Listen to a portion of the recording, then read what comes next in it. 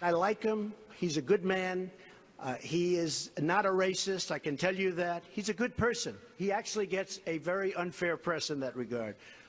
But we'll see what happens. I think we saw what happened.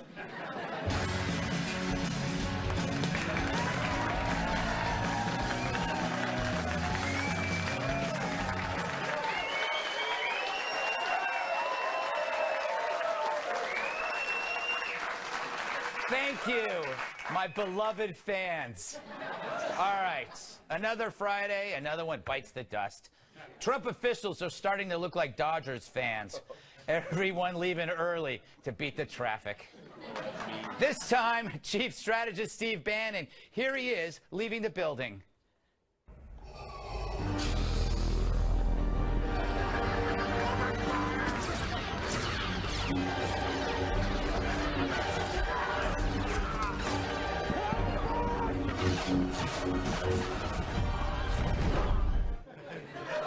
He's a compelling person. Now, his exit isn't really a surprise for a few reasons. One, Bannon's been the flashpoint in Trump's White House since day one. In his short but wild tenure, he raised more eyebrows than my eyebrow-raising farm.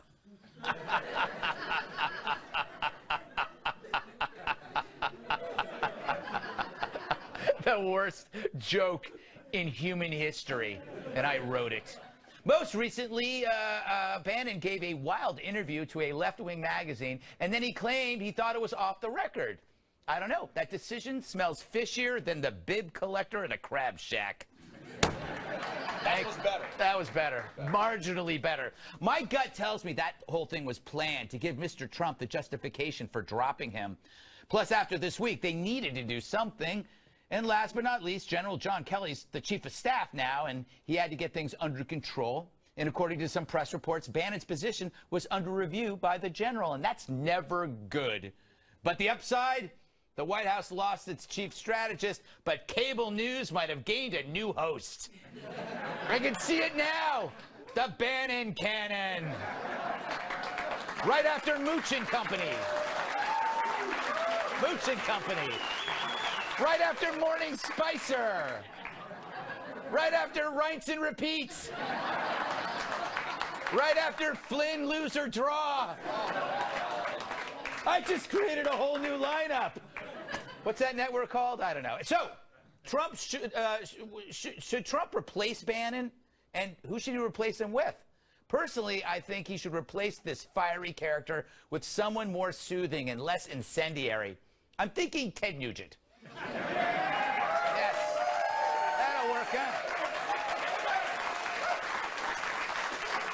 If he disagrees with you, he will hunt you down and kill you, and then he will wear you because he wears his own stuff. Anyway, I kid. I really think it's time to get serious. We need this person now more than ever. I think you know who I'm talking about.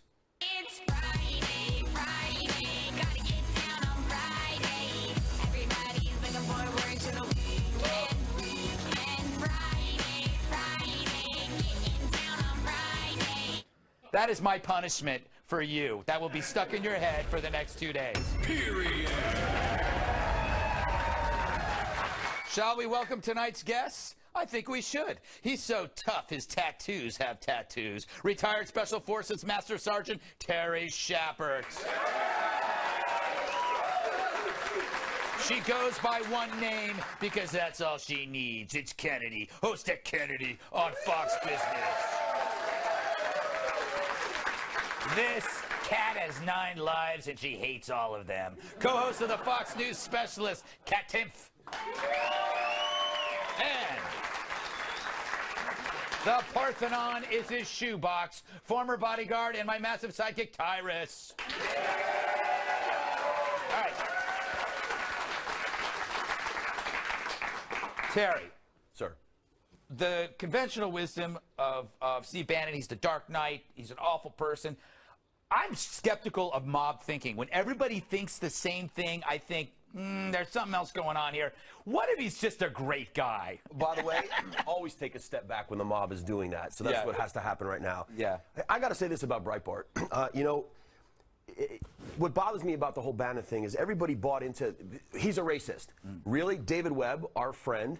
Sonny Johnson, our friend. Those 2 of my 3 black friends right there. There you go. That's here. always a good defense, Terry, when you point out your black friends. So when you point out your black friends, everybody goes, oh, yeah. That's... So what I'm saying is those guys, David Webb and Sonny Johnson, works. Come on, I'm joking. I know. You can say stuff, but I can't. No, it's okay. So those guys were, those guys. 2 presidents? Yeah. Okay, cool. So those guys work for Breitbart. They say he's not a racist. He's an anti-Semite. Joel Pollack writes for him. He's a great reporter. Ben Shapiro used to. They had their falling out. Brandon Darby is one of the best reporters in the country, doing great work. So I think, again, what bothered me about the whole Breitbart idea was that it's a bunch of white supremacists. That's BS. It's BS. Now, I don't know what's going on behind the scenes at the Trump White House. I don't think Trump knows what's going on behind the scenes at the White House. So we'll see how it goes. But you know, Bannon and Kellyanne Conway, you could say they were instrumental in getting that guy elected. So I think it's interesting where he's going to go, what he's going to do. Everyone's talking about war. He could also fight that war against the people that he wanted to fight, maybe outside the White House. I don't know. Who knows, Kennedy? Was this a good thing? Is this going to... Remember, we thought that General John Kelly coming in would calm everything down, and then that was... Well, the news changed that, I guess. But then... How do you see this affecting the White House? You know that scene where the girl is passed out in Larry's bed and he's got a devil and an angel on his shoulder? That's how I saw the Trump White House. And when John Kelly came in, I was like, oh, well, there's the angel. And when the president listens to General John Kelly, he will be appealing to the better side of his nature. Right. And I think that's what we saw Monday when he, in the White House, gave the statement on Charlottesville, which was sort of a reboot from what he said sort of clumsily on Saturday, which, you know, was problematic, but not terribly offensive. But he perhaps committed sins of omission in the Saturday statement, righted that on Monday, should have just walked away. But then, you know, I think Bannon, the little devil on his shoulder, was like, no, no, no. There were some fine people at that rally. Don't forget to say that. And it's really hard to find fine people marching arm in arm with neo-Nazis. Yeah. But that's just me being a bluff old traditionalist. Yeah. I think that we're seeing a big difference between running a campaign, which is obviously critical in getting someone elected, and I think Kellyanne Conway and Steve Bannon, to their credit, came in and completely turned that campaign around, and they were the driving force that allowed the president to ascend to the White House. They tapped into the discontent in the middle of the country that both parties had completely ignored, and I think they were very smart in doing that. But I also think there's a disconnect between running for office and governing. That's true. Everybody has a different role, Tyrus. Yes. What is your role now? Well, I have 2 of them, right? Yes.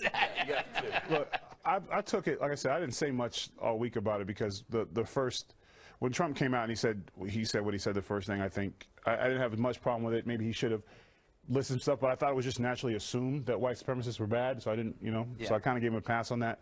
That, like Kennedy's point, his speech at the White House was great.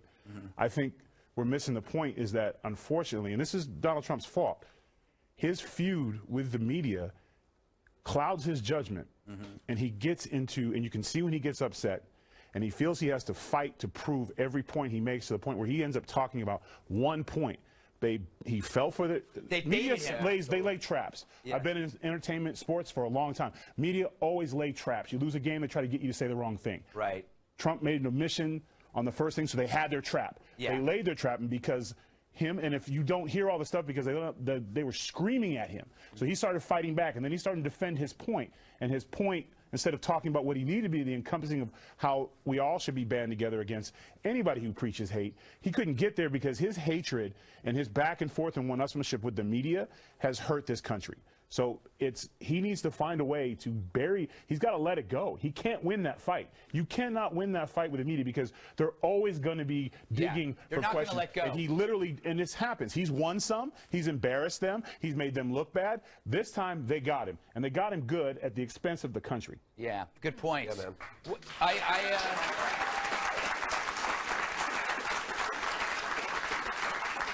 Kat, what do you think Bannon's going to turn on Trump? See, I think it's a good thing that Bannon's gone, but I'd be worried about that. Like, this proves, but I worry about everything. Yeah, you do. You know, that's this proves that President Trump does not have the anxiety issues that I have. Because I'm serious. We all have those friends that we used to be like best friends forever with, and you don't really talk anymore. Sometimes you lay awake at night like, oh my God, they know too much. Yes. I mean, I don't like to have a falling out with anybody. There's people who know too much. I got like 2 or 3 people I can't stand at all that just know too much. Always invited to my birthday party. They can always come on through because I don't want them talking. So, you know, or writing an article about me in Breitbart or whatever. That is true. That is true. I have a few friends like that I go, oh my God, if they ever get interviewed. Yeah, it's over. Yeah, you gotta be. I like their. I like their tweets. Like I like their tweets and their Facebook statuses. So it's like, see, we're still friends, right? Don't tell them this stuff. I gotta say, I agree. I have to. We gotta wrap it up, but I think.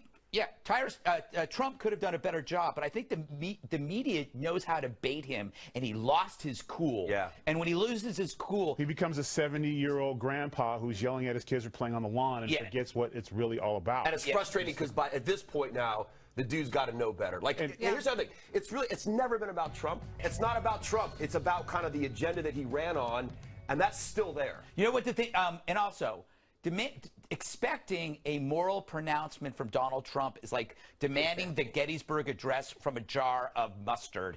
This is not why he was elected. Right. President Obama was elected because, you know, people saw him as an inspirational figure.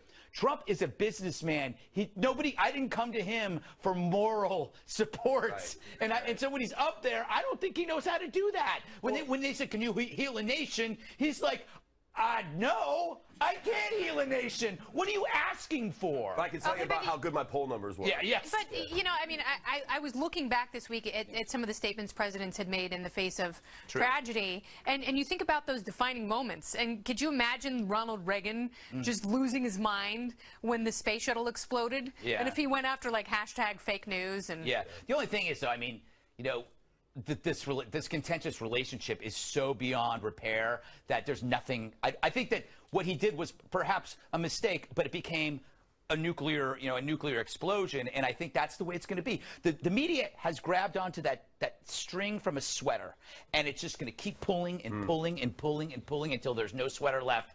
And I don't want to see a shirtless Donald Trump. I have to go. Coming up, I've got some ideas on how we can prevent the next terror attack. And later, the guy who created all those insane passwords, computer passwords, well, now he says he was wrong. He's here, and I'm going to demand an apology.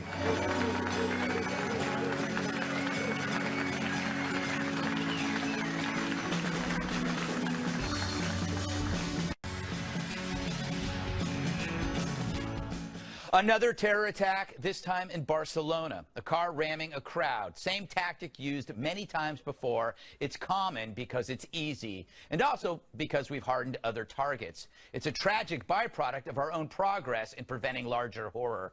So what's this mean for us, for the world?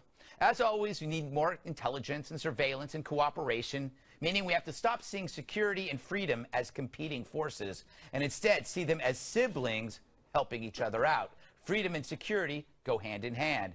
That's why we must always try to harden soft targets. When you hear commentators remind you of the low risk of attack, they do it from a safe space like here, surrounded by guards and bulletproof glass.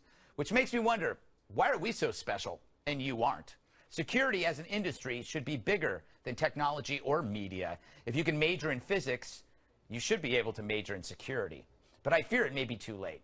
The way we respond to terror, obviously we are shocked, but shocked in a way that includes no context, no sense of history, no idea of why this keeps happening and what might happen next. We treat it like an extreme weather pattern. We take in the visuals, then decide it's unavoidable, and then we return to our phones.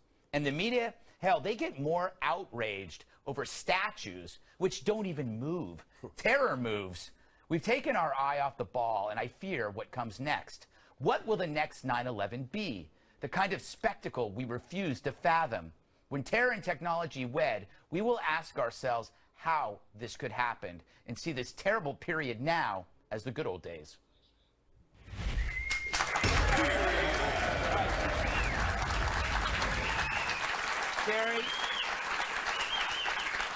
Terry, yes, sir. You fight terrorists. And you fought them for a living. 25 years, almost. Yeah. I just retired in October. What are we doing wrong? What could we do better? You got to give me like more than 30 seconds because I flew up here today to do this damn shit. I'm sorry. Thanks. Woo! All right, we'll be right back. We'll be right back. And cut. And cut. Okay, I'm talking now about the homegrown terror stuff. Right. Okay, I've heard everything about everybody else, and I've been doing that my whole life. Here's the phrase, and you need to remember this. Sometimes you need to become what you aren't in order to protect and ensure the future survival of what you actually are. That's the principle behind self-defense. It's also the principle behind a lot of wars. We do it, but we don't want to. You do what is necessary. Now, before anybody calls me an Islamophobe, I've spent a lot of my adult life over in the Middle East. I've lived with Arabs. I've trained their soldiers. I've fought. I've bled. I've watched them die. As a Green Beret medic, I've delivered their babies, pulled their teeth, inoculated their farm animals. And I've helped them the whole time. So don't ever call me an Islamophobe for what I'm about to say, because probably most of you have never done what I've done. I'm sorry, I'm getting a little militant about it. Here's the thing. You got to understand what's going on over there. You got to understand them. People talking to talking heads, you don't know how these folks think. They are worried about their family, their clan, and their tribe. They do not have a national identity. That's why that's such a hard sell. And most Middle Eastern countries are either kingdoms, theocracies, or dictatorships, because you have to crush them to hold them together. Right. Fast forward to the guys who are living here in the West, the killers, not the regular Islamic people. What do they care about? They hate the country they live in. Their words, not mine. Their actions, not mine. What do they care about? They care about their family. They care about that group. So anytime one of these guys does this, that whole family gets picked up and deported back to the country of origin. And I got to tell you something. On the way here today, this isn't some, yeah, America right. I do what is necessary. Green Berets are problem solvers. I talked to my driver coming in from the airport. He's from Pakistan. I know a little bit about Pakistan. He was surprised I even knew where he came by his name. We were talking back and forth in a friendly way, and I posited this to him. And you know what he said? He goes, that would work. They know. They know what it is. And right now, there's no impetus in the United States or the Western Europe countries for the Muslim community as a whole to actually do something about this. Because as soon as one of them kills, we mourn, we put up our emojis, and then we tell the rest of them, we love you, we don't want to hurt you, and that's the way it goes. Does anybody know what happened to San Bernardino family? Yeah. The Pulse nightclub killer, the Boston Marathon, they're all still here. Right. Move them out. And I'm telling you now, you take from them what they care about, and it will slow down, if not stop. Good point. Kennedy, I bet you agree. No, here's what I will say. One more thing. Yeah. And if you don't want to do something like that, you are not serious about stopping homegrown terrorism, and you are tacitly admitting that you are willing to accept a certain level of death. That's what you're doing. All right. Words don't help. Clever articles don't help. Witty stuff doesn't help. Okay, but what I'm sorry. No, I'm done for the night. No, but what I will say is I have far more respect for someone like Terry, who has actually fought for freedom, because the men and women who have worn the uniform for this country to fight for freedom, that is sacred, and that is a level that civilians will never understand, but that is something that we absolutely share. Right. And I think, you know, to your point, we have to have, and I don't agree with your hysteria. I think that you have a way of selling security that is short-sighted and less informed than someone like Terry, who truly has been all over the world and knows how the world works I should travel in that more, sense. you're saying. Absolutely. I didn't say that, Chief. But what I will say is... And by the way, you didn't have to say short about sighted. I heard it. She is microaggressing me. It's a macroaggression. But what I will say is that there have to be some non-traditional solutions to these problems that hopefully don't compromise civil liberties, but people who have actually been on the front line have a way of thinking outside of the box that we're scared to talk about and we're scared to implement in this country for fear of breaking cultural mores. I think you're absolutely right. And I get my information from him and from people in terror intelligence, counterintelligence, all that stuff. I got to get to this pair over here. Kat? Hi. Hi. You were in the Green Berets. Yeah, for 26 years. But it was a pop band. Damn it, 26? Yeah. I started when I was 2, very talented. I'm a very talented in combat. Those were the I'm very talented. those were the green diapers. Go ahead. Go ahead. Well, obviously, I agree with pretty much everything that Kennedy thinks, and not many of the things that you think when it comes to this issue. I do think that, you know, a lot of the threat. It's easy to get emotional about these things, but I don't think that good policy comes from a place of emotion. And we Thank God you're not emotional. We can't. I'm incredibly emotional, but I should never be in government. I'm not trying to be in government. I talk for a living. I'm not trying to make. No, not me for president. Okay, for real. I'm not writing you Never Timpf. Hashtag never Timpf. Okay, for real. But you know, we have to make sure that we don't destroy our own freedom in the process get it. ourselves because we're afraid that they will destroy our freedom. We got to make sure we don't take away our civil liberties. We have to make sure that we're not afraid to travel and have fun and live our lives. I disagree with everything you've said. I don't believe in the slippery slope. So I should be president. Yes. Tyrus? I mean, to surmise what he says, sometimes you got to be the wolf to protect the sheep. I agree with that. I'm a sheep, but though. I would just like to stretch that a little further. I think that should go for everyone that is a homegrown terrorist. Your whole family got to go. So if you're an Irish terrorist and you decide to blow up some stuff, you and the whole fam got to go. I got no problem with that. Yeah, I think that's great. But right now we have a very specific enemy. Yeah, I agree with you. And I want to say this too. I actually don't want big government surveillance. I don't want the big intelligence machine. First of all, it's expensive, it's not effective, and it just doesn't work. I'm actually, my solution, and by the way, it's not emotional. I hope you don't think it is. No. It's heartfelt, but like I said, I survived on the battlefield because I'm not emotional. And what I'm doing with this kind of idea is I'm putting it on them. Mm-hmm. It's up to you, community. I'm not going to surveil you. I'm not going to. If you do this, I'm letting you know, I'm putting you on notice. What you care about is going to pay for it. But I think people like you actually have a better sense of how people like that, normally a free society and you can't get your head around it. And having stuff and opportunity, it dissuades people from becoming murderous psychopaths. That doesn't work with jihadists. And we have to come up with a new way of replacing that ideology. And it's not necessarily killing thousands of people in the Middle East. I don't think that works. And surveillance, also to your point, the unintended consequences. Bad news. We gotta go, you guys. We gotta go. Coming up, North Korea. Remember that?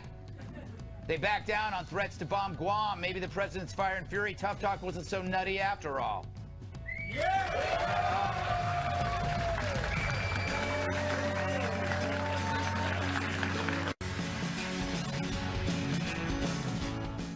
So, remember North Korea?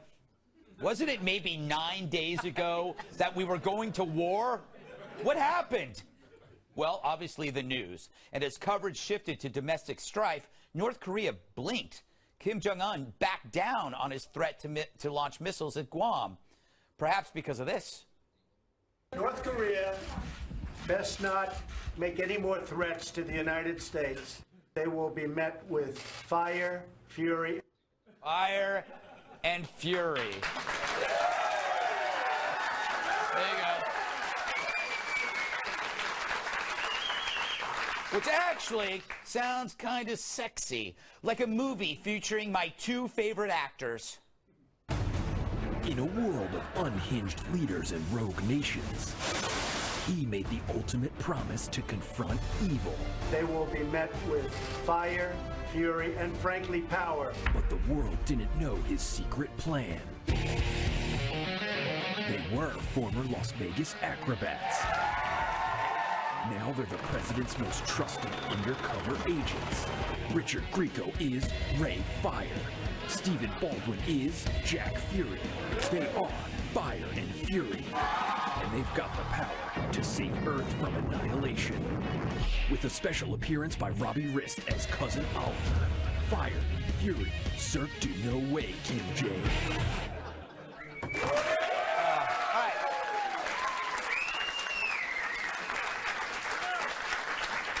So Trump is negotiating, but he's doing it in a way that's not been done before. In short, for once, we are the nutcakes scaring the crap out of people. This is what countries like Iran and Libya, USSR, Cuba, and yes, North Korea have been doing to us for decades. He finally returned fire. And while he may be pretty lousy at a Tupperware party, he's pretty good in a street fight. Here's why. Have you ever seen Lethal Weapon? Of course you have. Donald Trump is Martin Riggs. Unstable and scary. Rex Tillerson, he's Roger Murtaugh. Stable and calm. It's a perfect balance, and they always win, even with Joe Pesci. He's the Robbie Rist of Lethal Weapon. But this White House isn't just the standard good cop, bad cop. It's bad cop with lots of good cops. You got Rex, you got Mattis, you got Kelly, you got Pence. That's 4 good cops. A relief after 8 years of mall security. And that's the point. What did President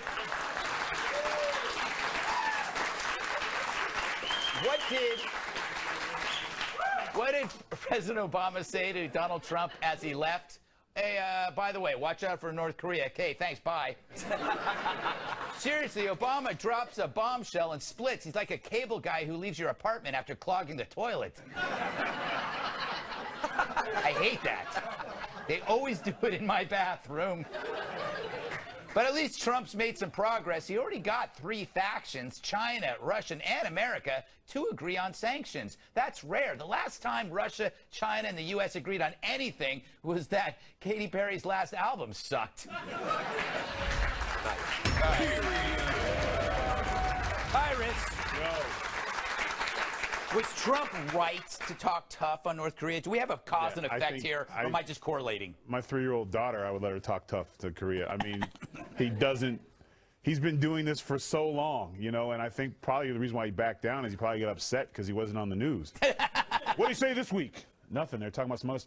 Well, forget it then. Put the one missile back. We'll wait.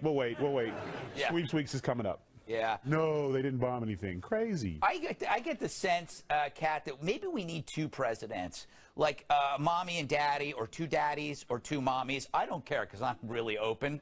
But like one who soothes, and one who is stern. And like, you know, Trump may be great at this skill, but maybe, like I said before, I think he's great at this stuff. I don't think he's great at being the soothing leader. Some people can do both. Yes, that's true. I can be both soothing and stern. I've never seen the soothing. Very soothing. Especially when you're yelling.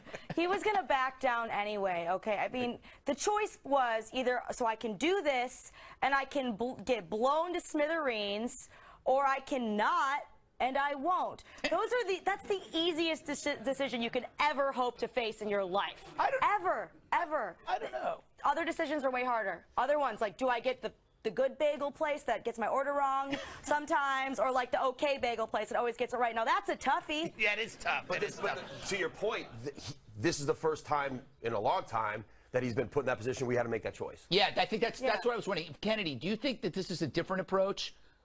For the United States? Yeah. Yeah, the unpredictability. Yeah. Yeah, and the little Iron Maiden, you know, the stick he's going to beat him about the head and shoulders with, perhaps. Or that's a mace. Yeah, no, I actually thought this was very smart on the part of the president, because this is what he said he was going to do with rogue foreign policy actors, that he wasn't going to tell you what he was going to do, but he was going to be such a sociopath that they wouldn't be able to anticipate. And I think that unpredictability, which is what Kim Jong-un always banks on, when that was used on him, when the bully was bullied, he sort of pooped his undies. He did. And I don't think that's the worst thing in the world. And the president got it right. He came out the next day and said, oh yeah, remember that whole Fire and Fury thing? Yeah, well, it's actually going to be much worse than that. He doubled down on that, and his instincts served him well there. But then when he comes out and does the whole Tuesday Charlottesville press conference. That's what I'm saying. I'm saying that he applies the same mechanics to both things. No one wants to fight a homeless guy with a bag of dog poop. Yeah. So because really, you don't want to do that. Unless you want to like put it on YouTube. Totally different thing. But the Trump administration deserves some credit for this, because you grew up, Tyrus. We know, as words are great. Without the chainmail fist behind it to back it up, it's just words. And so he's got to know that something bad's going to happen if he does that. Smithereens. Yes. Kind of like what we were talking about a little earlier about the Islamo-terrorism. Right. What are words for?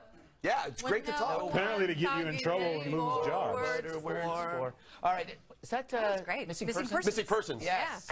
Terry Dale Bosio. Dale Bosio, that's crap. right. We all knew that, by the way. No, we all didn't. An amazing She was awesome. Terry Bosio, drummer for Zappa. Yes. Drummer for Phantomas. He was in the Phantomas. I am so lost right now. Up next, did women have better sex in the communist rule? The New York Times thinks so. Guess they forgot about the starvation part of it.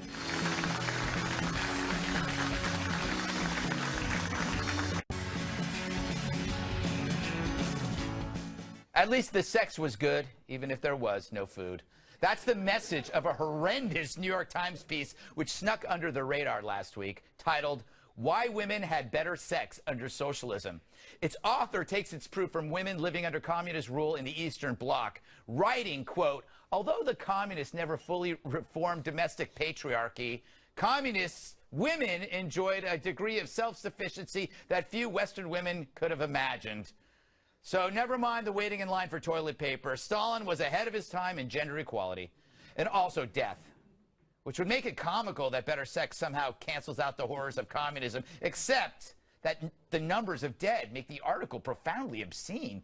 How blind must editors be to deny the reality of the past and run this story? Or maybe they were just lazy and they didn't read it. We caught up with them for comment. That comments are aggression, and it's from this massive grievance culture that rewards the squeaky wheels of society. This is where we're at. Precious. I'm glad they like the show. Kennedy, you know what the Times excuse was? That this was an editorial. It was an opinion. So, but they still ran it part of a series called The Red Century. Yeah, the Red Century, you know, which was also for those of us who are first-generation U.S. citizens. You know, my mom was raised in Romania.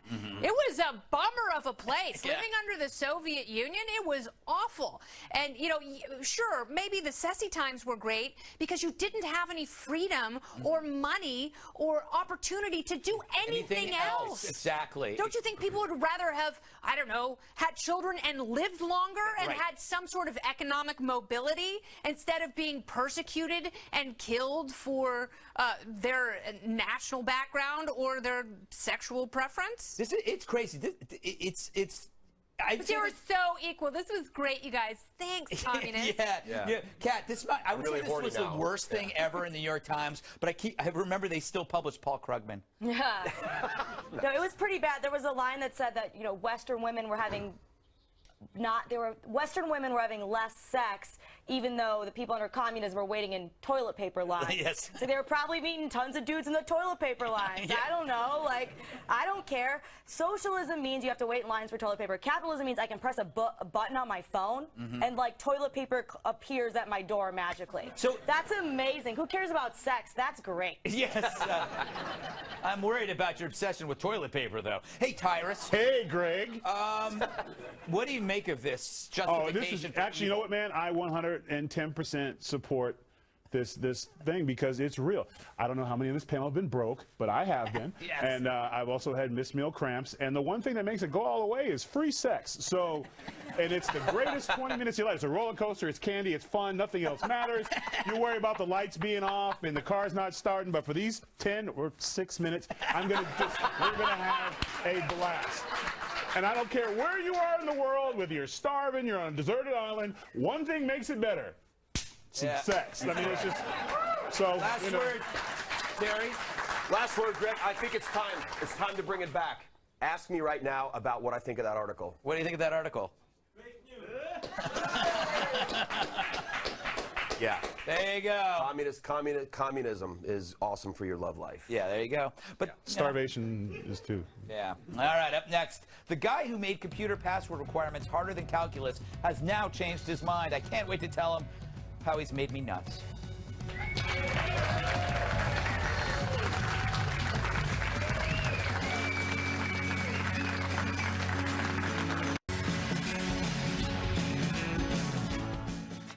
My next guest claims he was very wrong about something that has made my life hell for years. Creating a strong password. You know, it has to be 8 to 12 characters, have a capital letter, some numbers, plus a special character like a $sign. And then as soon as you finally seared it into your brain, you got to change it and come up with something different. My next guest is the man who established those standards years ago, and it is considered the father of the modern password. But now, after years of putting me through emotional hell, he says he was wrong and that new passwords can be a breeze. Bill Burr is the retired former manager at the National Institute of Standards and Technology, and he joins me now. All right, Bill, I have to say you're a hero because you're admitting a mistake, but do you know how many times I've hit my fist into my desk because of you? Because I can never get the password right? Well, I've done the same thing because of me, I suppose. Probably at least as many times as you have. And in my own defense, I'm not the only one responsible for this, but I did write an influential standard that was not optimal. I love you. Did you know? It is so incredible. I love the fact that you actually. Are people going to listen to you and change? I don't know. The question is, will administrators who run systems change? Because they seem not to be too bothered by all this, as far as I could tell. I gave them things that they found ways to, or alternatives that they found ways to implement. Yeah. That were kind of perverse, I think, and not quite what I'd intended. I just underestimated, I sound like George Bush. I underestimated the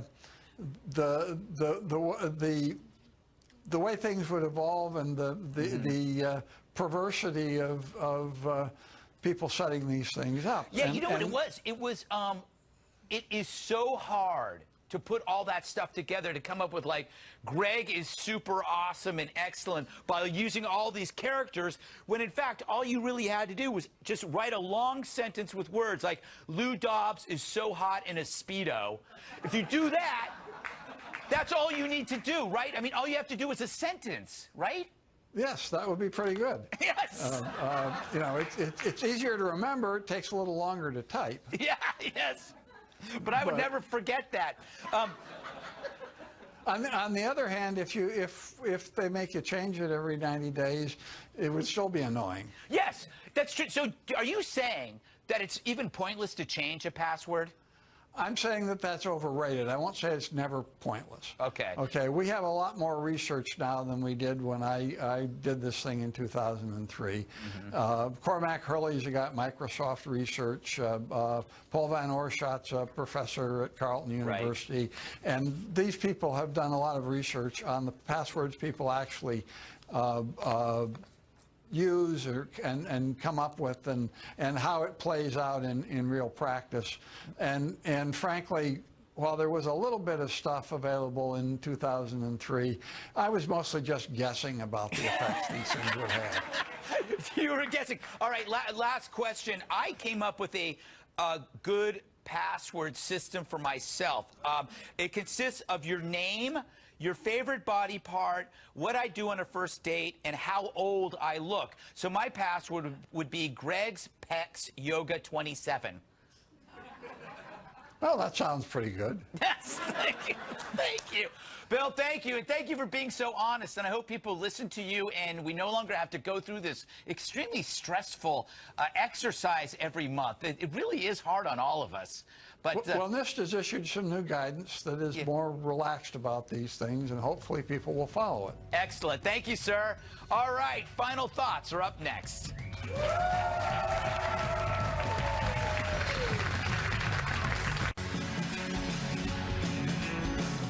Hey, I'll see you Monday on the 5 at 9 p.m. Eastern. We're running out of time, so...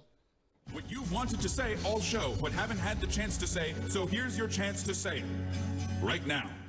Kennedy? Well, Greg, I love being part of the Fox family. And if you want to have a nightly romp with me Monday through Thursday at 8 p.m. Eastern or 5 in the West, please tune to the Fox Business Network. Go to foxnews.com/channel finder. If you don't have the biz, if you don't have it, get it. And when you got it, join me Monday through Thursday, 8 p.m. Eastern on Kennedy. Ah, very nice. Very nice.